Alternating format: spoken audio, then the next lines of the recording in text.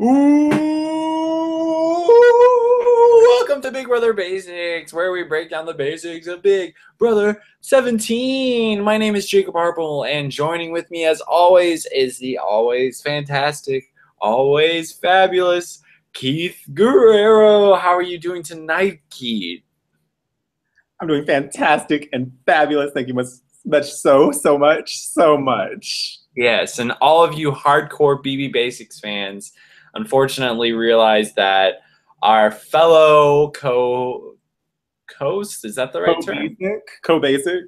Co-basic, the ecstatic, the erratic Aaron Nunley cannot join us tonight, unfortunately. But alas, the show must go on. And I do have his hat in memory. So it's like he's here.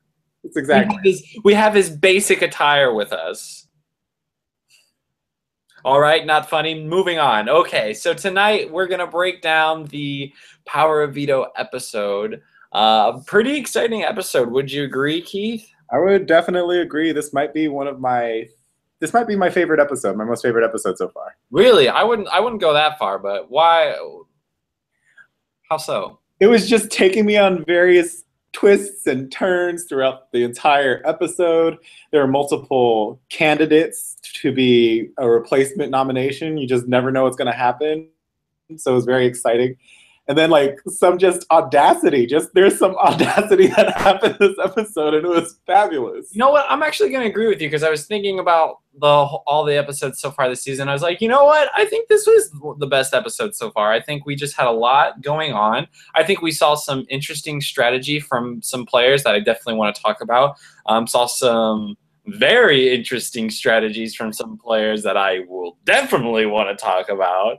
And overall, I think, it's they went with a decision that I don't think a lot of people would have expected, had they not watched the live feeds. So let's go ahead and get into it. So Steve and Jason win Battle of the Block and dethrone Becky, leaving Shelly as the reigning HOH and Davon. There we go. You already know I was about to come in there. John and John on the block. So we kind of see John celebrating in the HOH room with Clay and Shelly. Keith, do you think that this is actually going to be like a thing? Do you think Shelly and Clay are going to be working with John moving forward, or do you think this is kind of a 1 week sort of thing? At that portion of the episode, I was like, ooh, this could actually work. Like they could actually like work together and have their lives taped. But later on in the episode, it obviously goes into question. However, at that point, I think it was good.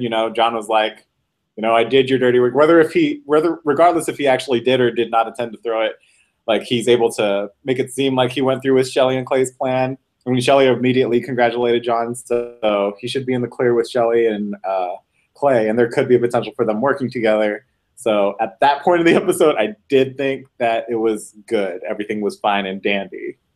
Yeah, I mean, obviously, I know what you're talking about, but, you can kind of get a little hint of it at the beginning, because one thing that Clay said to John is like, you're with us, you're not going to be some expendable pawn to us. And I was laughing to myself. It was like, didn't you just, like, nominate him as, like, a pawn? And, like, if you put someone on a pawn, the definition of a pawn is expendable. So I just thought that was a little interesting. And I thought that kind of gave a little bit of a hint of just how this relationship would be. But, this was something that we didn't really talk about for Sunday's episode. And I just want to straight up ask you, do you think John threw the competition?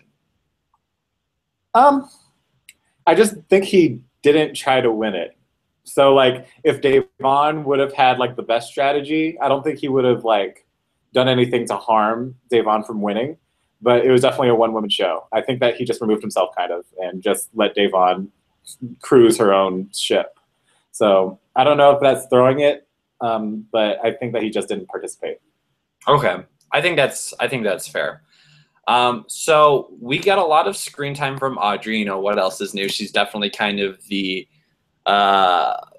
center of attention for a lot of house guests, and I just don't know what to think of Audrey anymore. Like, once I think I have her figured out, she just keeps me guessing, because on Sunday I felt like she kind of knew what she had done and was like owning up to it. But like tonight, I felt like she was almost kind of in denial. Would you agree?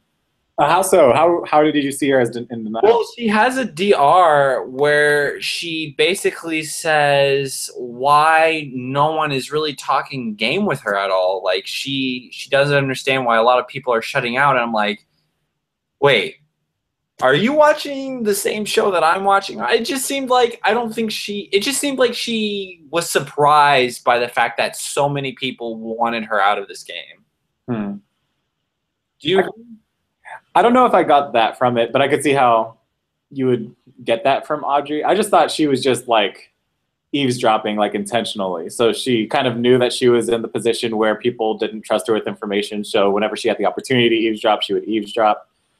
And then there was that conversation with Clay where it just kind of like negated my perception of Audrey there, of just being a hot mess. Like the pucker up just turned into I have feelings and I have expectations. Yeah. Do you think at this point everyone kind of sees through Audrey's game?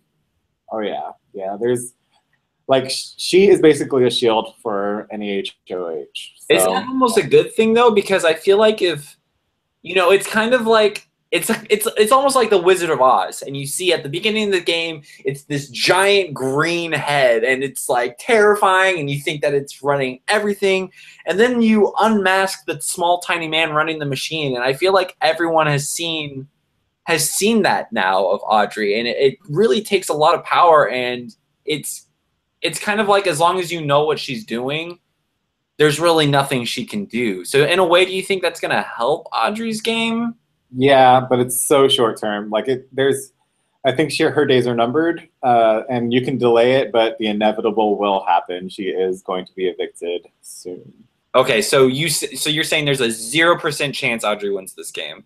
Yes, I'm going on the record, Big Brother basic record. There is a 0% chance of Audrey winning this game. However, there's always these twists that can come out of nowhere and help the needy. And Audrey will definitely need every twist to come in through this season for her to have a Yeah, chance. she's gonna need the whole company to fly in, just rain twistos on the house guests. Yeah, I have to agree. I hate counting out someone in this game because like you just said, you never know what's gonna happen. But damn, dude, like I don't think it's gonna happen. Whatever it is, it's not happening. So yeah, I think at this point everyone's just as far as like a viewing audience, we're just kind of like, oh god, just whatever keeps this woman in this house longer, let's do it because hate her or love her, I think she's very entertaining. Mm-hmm. So let's keep going. Davon is very angry at a lot of people. She's Yep. angry at John. She's angry at Shelly. What do you? Where do you think Davon goes wrong? Like, she's definitely found herself in a very horrible situation. She believes that the entire house is flipped. I don't think it's that drastic. I don't think she understands how many allies she really does have, but she's definitely in a very bad situation. Is there anything that you think she could have done differently, or do you blame her for the situation that she's in? Right. The only criticism I have of Devon is like her poker face. There just wasn't any poker face. Like she was wearing her emotions on her sleeve, and like the piranhas that the Big Brother house is, that will pounce on that. And if you make people like uncomfortable being around you by like constantly like basically mean mugging and being upset, because you could just see her demeanor. It's just very negative, arms crossed. She's upset to be there. I would say she's unhappy inside the Big Brother house. Mm-hmm. But she knows that her end goal, Davon's end goal, is to win $500,000. So that's kind of like driving her. But the house guests inside the house and her just have a water oil vibe. And I feel like even though Davon is very like strategic and sound and knows what to do to win the game, the people that are in the game are not going to compliment her well. And I think Davon's the type of person that needs to have some sort of like emotional support in order to thrive. And I feel like I'm the same way. I need people that like support me and believe in me as much as I believe in myself. I feel like Davon's not getting that inside the game, and she's upset about it. And it's it's surprising because it's only week 2, and like all of these negative feelings are coming out of something that's so fresh, something so new. Right. And I could see her frustration too, because she did kind of put Audrey out on blast. She risked her own game by doing that, and then she's now suffering the consequences for like exposing somebody who caused a lot of mistrust between everybody. So I could see why Davon's upset with her situation, because she's kind of viewing it in the sense that like she's showing what the truth is, and people can't handle the truth, so they're getting rid of the messenger. Right. But at the same time, like I wish that Davon could have like faked it, faked it till you make it. Just make it seem like you're good with everybody, even though you're not good, and you're going to plan their demise. But when you show people that you're like going to go after them, and especially when you pop off on Audrey in the way that you did, people don't want to be popped off that way, and they could see that you have the potential to rally up people into a room, make you like the sole target, and kind of like trash your game. So there's a lot of things that Davon could have done to avoid this situation. But at the end of the day, I would just say that it's the house guests overall just didn't complement what Davon could have been as far as like a strong player. But yeah, that's it. I think you bring up some very strong points. I mean, the main thing that I would have said is just, you have to be able to fake it in this game. Like, everything isn't going to come up roses for you unless you're Derek. But you have to be able at some point to – you got to learn how to, put that lipstick on and get ready to kiss some ass. I go back and I think of Danielle Reyes and All Stars. Like, she knew that there were weeks where she really couldn't do anything but just kiss ass the entire week. And I think that's just something that you have to come to terms with in this game. Like, there's going to be weeks. Like, it's almost what makes great players is it's not how you handle yourself in a position of power, but it's how you handle yourself in a position of weakness. And I don't think Davon was very good at that. She, like you said, she doesn't hide her emotions well. I mean, like, look at the woman's face when she drew Steve's name for the Veto pick. Like she could have killed that entire room with just her look. And, I don't think she was able to hide her distaste for a lot of people, and it definitely turned a lot of people away, whether or not she was in the right or wrong. You have to meet people halfway in this game, or else they're not going to stick their neck out for you. Right. And I think the somewhat frustrating thing about Davon is that she doesn't recognize, like, she thinks that she is putting on this fake mask of like, oh, I'm telling her that like I'm okay with everything, but in actuality, I'm going to go after her. We all know you're going to go after her, Davon. You're giving every single hint possible to let them know. You may not be saying it, but you're letting everybody in the room know just by being in the room, in that presence. Your nonverbal speaks so much. So I just wish she would have recognized the power of what nonverbal communication can do in this game, and she's an example of why that's so important, and how it could potentially cost her to leave this week. Yeah, and let's not kick her out of the door just yet. I'm not kicking her out of the door. I'm just critiquing her game. Yeah, I mean, same here. I don't think she's done. I think there's about an 80% chance she leaves. But I don't know. Let's talk about the veto. So going into this veto, Davon goes up against John immediately. And, considering what we just said about Davon's game, I thought the round with her against John, in a way, was a very good representation of the two games that these people are playing. Davon just rushes out, starts grabbing things immediately, and John doesn't get an item until he knows what it is. Then he goes and grabs it and then bings it. I mean, were you surprised by how well John did in this challenge? Yeah, like, I mean, he doesn't have to worry about, being a dentist. So Davon has, that whole elementary school thing in her mind. No, I'm kidding. But I was actually playing along, and I lost like every single round. I could never figure out what the item was that was missing. So kudos to John for paying attention well. His life was at stake, and he was working it every single round. I did think that the competition, like, Davon had to win every single round in order to win, since that was just the type of nature it was. Mm-hmm. So with John getting Davon out the first round, it kind of reminded me of like Rachel Riley leaving, and then everybody else was just having a good time playing Veto. Like, I don't know, everybody, this is so much fun, So yeah, that's kind of what it reminded me of when Davon was the first one to be eliminated. Yeah. I mean, it sucks seeing her go first because it kind of killed all suspense for the rest of the competition. But it was still really fun to see John do so well in this competition. And I also no, you go. Sorry, I also loved like the foreshadowing with Meg competing and being like, "Oh, I don't want to win," and then Shelly brings back the wrong item. She's like, "Ooh, this was yours. How come you didn't win it?" And then John rang in and beat Meg, and Meg was like, "Yes, John, you're welcome. You're welcome." And I'm like, "You're not gonna say you're welcome for long, Meg."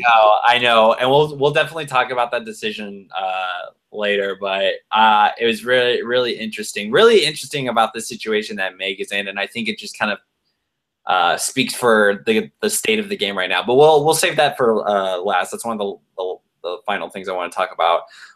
So John wins veto, and everyone assumes that he's going to take himself off the block. Well, I mean, everyone except for, I guess, Shelly and Clay. Can we just talk about how ridiculous that conversation was between those three? Like, what was running through your mind at that point? This is season 17. Season 17. How dare you? How dare you ask somebody who's on the block that won veto to not use the power of veto on them? And then have the audacity to be like, but we want to work with you. So they put him up on Battle of the Block, ask him to throw the competition. He does that. Now he wins the power of veto. He thinks he's good. He has his cards with Shelly and Clay. And then they ask him to not use the power of veto. That just threw out every single potential inclination of Shelly and Clay having some true words and wanting to work with John. Because now John knows for a fact, these people think I'm expendable. Sure, we can have this false, ha ha he conversation. But if I were John, I'd be like, okay, y'all just became a tick on my target. And I don't think y'all realize this, but I'm competing for HOH next week. I have this veto. I'm safe. And you're going to tell me that you want me not to use the power veto? Woo! Wrong. They already made a perfect gif of Johnny Mac saying no. Because Clay was like, you can just say no if you want to. And Johnny was like, no, no, what's wrong with you? I was cracking up during that scene. Johnny Mac, he's so funny. And just the way that scene was, the way they edited that scene, it was so good. And I agree. If I'm Johnny Mac, I'm like, what kind of allies would, ask me to throw the Battle of the Block, and then after I win the veto, not even be happy for me, expect me to use it, have the audacity to ask me, are you freaking kidding me? If I'm Johnny Mac, I'd be like, man, maybe I am doing a really good job of making these people think I'm dumb, because I would have to be a freaking idiot to even think about not using the veto. So yeah, I think that if anything kind of turned him away from those two, which I think is he's totally justified in thinking that way. I would not want to work with people that would ask me to do that. Hell no. Hell no. How dare you? That was the audacity component I was referring to this episode that made me live, just because you're like, oh my gosh, we saw what Marcellus did. I'm bringing back a reference, season 3. We saw what Marcellus did when he didn't use a veto. He went home. Mm-hmm. So don't do it. Don't risk your game. But that's what you get when you're a 3-month super fan. Shelly, Clay. Yeah, especially when there's a twist. They don't know what the twist is at this point, but there's something called the last laugh. I wouldn't want to be anywhere near the block if I were him. So it's just crazy. Just absolutely crazy. I swear. Shelly and Clay sometimes. I can't. I really can't.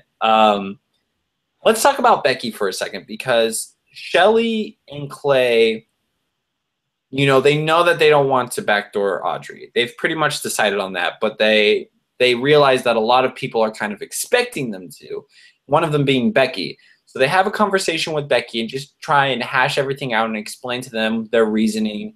And you know what? I got to give a lot of props to Becky. How did you feel about Becky in this situation? I think she handled herself well. Beggars can't be choosers, and she's not one. She's not greedy with who goes home.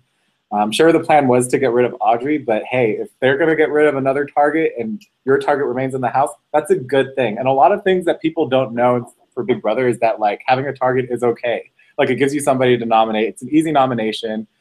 So yeah, like I'm completely on board with Becky.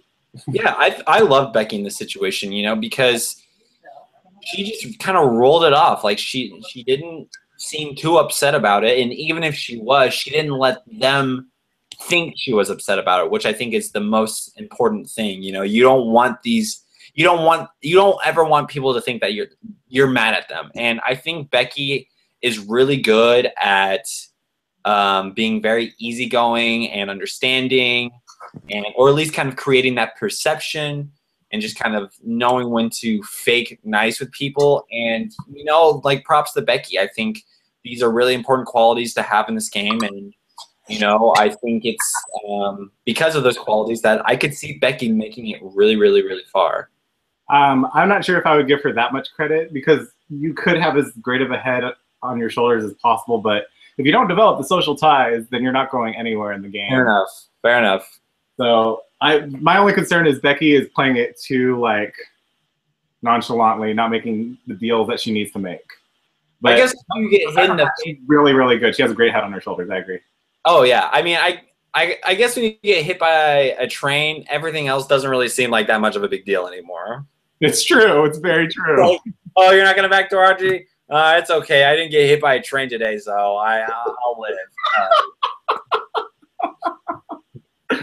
So props to you, Becky. Stay basic. Stay basic, bitch. Oh, you're so lovely. I love her. So they eventually decide that they just need to put up another pawn next to Davon, and at first they think of putting up Liz.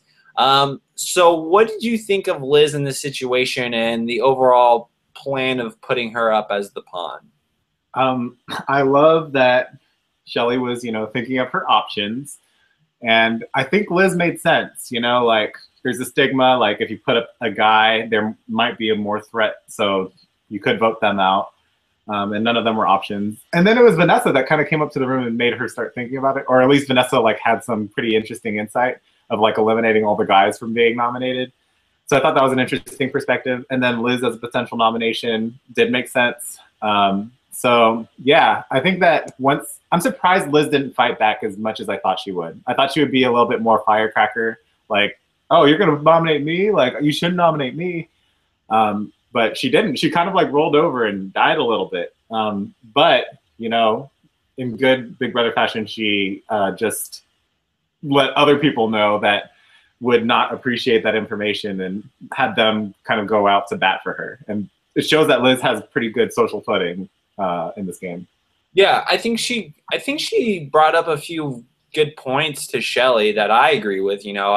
Liz isn't that safe. Like she does have strong social ties with a few people, but I don't think she has enough that would make her a optimal person to put up on the block as a pawn.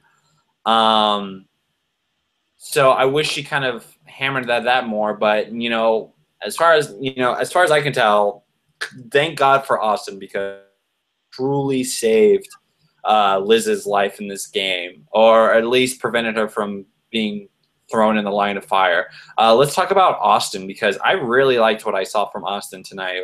How do you feel? I mean, I knew that Austin had that potential. Jace was a huge hindrance, and I was nervous because on the surface I was calm and ready, but I felt like Jace was like really, really awful for Austin's game. Jace leaves. I wasn't sure how Austin's going to recover, and he recovered very, very well. Yeah, I mean, did you think that I just loved his plan. Like, I thought it was perfect. He overhears a lot of people talking. It's like he was punishing them for talking so loud. He was like, oh, you guys won't shut the hell up? Well, I'm just going to turn this into a rumor and make you guys look awful. Like, it was great, though, because he prevented an ally of his from going up on the block, and he causes some discord between that group, that Meg and Shelly group. So I don't know. I really, really liked it. Do you think Austin, how do you feel about Austin's chances in this game right now? I feel like once he becomes a target, it'll be difficult. Like, he has the potential to do well in competitions. He's not only like physically strong, but he's also very mentally strong. So he just needs to make sure that his allies keep winning HOHs. He might be the Jesse character of this game, where like he kind of has that aura about him where he needs to be taken care of, because if he makes it too far, then he could win. Right. I think what he has over Jesse though is I think Austin is very approachable. He's not obnoxious, and he's not, I wouldn't say he's intimidating. I mean from like a physical standpoint, yeah, the guy's fucking, or excuse me, he's very intimidating. But he's not bullying people, he's not bossing anyone around. He's very easygoing, very laid back, and that's what I like. I still don't see him winning this game because I just don't see it happening. Like, I agree with you. Like, even though he's not that obnoxious, like, there's going to be that week where it's like, oh, Austin's still in this game. Let's just get rid of Austin. Exactly. I think that's going to happen. I think he'll make jury, but I think he'll go pretty early once we hit the jury phase. I actually because thought he's just a pre-jury character.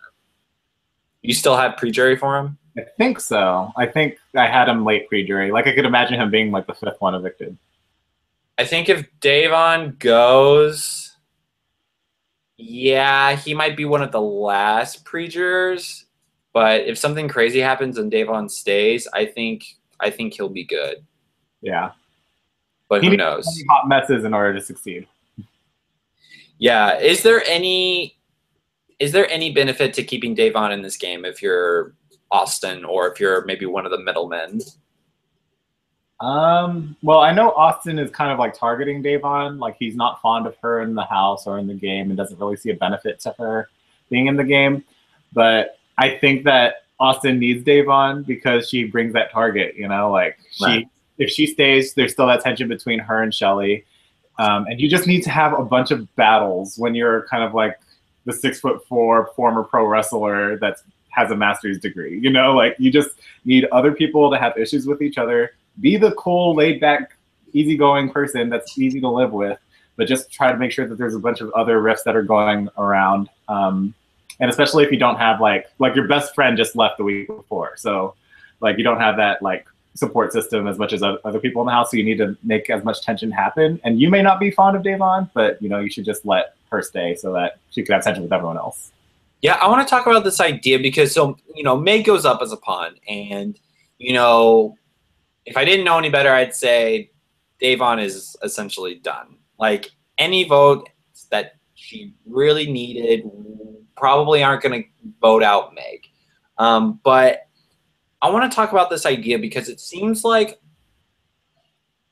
when someone like Meg goes up in the block early, would you say that there is almost a better reason to vote out a player like Meg rather than a player like Davon? Exactly. Yeah, I think there is. If somebody like Meg is on the block this for being like so likable, why not get rid of her? Like, when I saw Meg's DR where she was crying because she was saying, "Oh, I'm put up on the block so that Davon doesn't have a fighting chance to go home," I just want her to like eat those words. Like, why would you keep somebody who is so well liked inside the game over somebody who's basically going to be going home any week? It doesn't make any sense. You want to get rid of people that have longevity in this game, not somebody who's going to be eliminated within the first 2 to 3 weeks easy of this competition because they're having a miserable experience inside the house. Yes, let's keep the Eeyore inside the game and continue to have Davon to be upset and go off on people because she's a ticking time bomb. She's going home. This is possibly one of the only chances they could get rid of Meg prior to jury. Jump on it. Get rid of Meg. Get rid of the floater. Get rid of somebody who is in good footings with a lot of people inside the game. But I completely agree. Meg is someone that if she stays tomorrow night, she's going to go right back under the radar, and you probably won't see her again till like final 8. And that's the real threat. That's the person that you really got to worry about. If someone's being put up, basically, and their mindset is like, "Oh man, this sucks because I'm sending Day home because there's no way I'm going home." Be like, "Man, I should probably send you home then." Like, because think about it. Like, is Davon some challenge beast that you're worried about winning 5 HOHs? No, she She completely blew it in the Battle of the Block, and she completely blew it in the POV. She hasn't competed in anything else. So it's not even like you're worried about her going on a veto streak for the rest of the game, right? You know, it as far as they see Devon as like this big loudmouth character that's running through the game. She knows who she's going for. So if you're positive that you're not on that list, or if you feel like you can negotiate something to where she's not coming after you, then why not take that opportunity and keep someone like that? It's almost kind of like how Shelly is viewing Audrey. You know, it's like it's someone she knows that a lot of people want out. She's not necessarily scared of her. She doesn't think she's coming after her, but she understands that it's a target. I just don't understand like why more people are thinking like that. Like I am 10 if I was in that house, I would be 10 times more scared of Meg than I would be of Davon. Because Exactly. Davon at this point has an expiration date. Meg, I can see Meg staying until the final three. So at the end of the day, who is the bigger threat out of those two? Mm-hmm. Yeah, it's just So I think that's something that a lot of house guests really need to think about, and especially the people like Austin or even Vanessa to an extent, to where if they start picking off all the big people, who do you think's like where do you see yourself on the grand scheme of things? Like, do you think people are gonna go like once Davon and Audrey leave? Are people going to be like, oh man, we really got to get rid of Meg? No, they're going to be like, let's get rid of Austin. Let's get rid of Vanessa. Let's get rid of Shelly. And like all those big characters are going to move up to the top of the hit list. And so I just wish that a lot of people would think about that, because I think it's something that not a lot of people, consider when voting in these early stages of the game. yeah. But like also it is the beginning of the game and people like to go the easy route, which I get. You know, you don't want to cause a rift this early because you have to live with these people over the summer. But damn, like this could be your golden opportunity to get rid of somebody that could be potentially taking your spot. And I think especially the people that want to play the under the radar, the floater cards, really need to look at this eviction and see, if I don't vote out Meg at this point, can't you take my spot for the game that I want to play? And I'm looking at Steve, I'm looking at Jackie, I'm looking at like a bunch of people that are floating middle of the road. Because you don't need Meg. Like you can get rid of Meg today and you're still fine with your social standing. Davon's still a huge target. Shelly and Clay isolated themselves. Audrey's a hot mess. There's a lot of people that can be going home before you. And there's going to be 4 people nominated each week. That's 4 people right there, and you're not one of them. Send home the pawn, the likable pawn, so that they don't take your spot in the future. But, if it's easy to send home Davon because she's like, all the nonverbal communications and she doesn't even want to talk or campaign for herself, then I could see why Davon goes home. It's a hard sell. Like if you have that in mind and you're one of the only people that thinks that like Meg should go home, it's hard to sell when she's sitting next to Davon, Exactly. Yeah. I mean, honestly though, only the people that I think should want to keep Meg because they view her as like a strong, calm ally would probably be like people like Jeff, James, and that's kind of it, to be honest. That's hands down the people that Meg is the closest with. So I don't know. And that's why I don't consider Davon like completely done. I do think she needs a lot to happen in the next 24 hours, but it's something to think about. Exactly.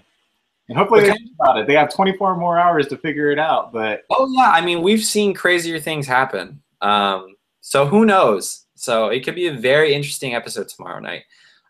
Just before I wrap things up, I want to just talk about the state of this game right now, because I am really enjoying the season so far. Excuse me, last week I would say that Meg was someone I would be, if you were to ask me who was in the best position in the game last week, I probably would have said Meg. She easily top 2. I thought no one was coming after her. She had great connections. And now here she is on the block, potentially going home. And I think that says a lot about the state of this game. And it just I just love that it's so open, that it's like, everyone to a certain extent is kind of targeting everyone else. Mm-hmm. And I really enjoy that. It's you never know what's going to happen. And I feel like a lot of people are trying to make 16 happen. Like there are people in the house that are like, let's get this good big alliance. Let's settle on this, blah, blah, blah, blah. And it's just not happening. It's not happening with these batch of house guests, which is great.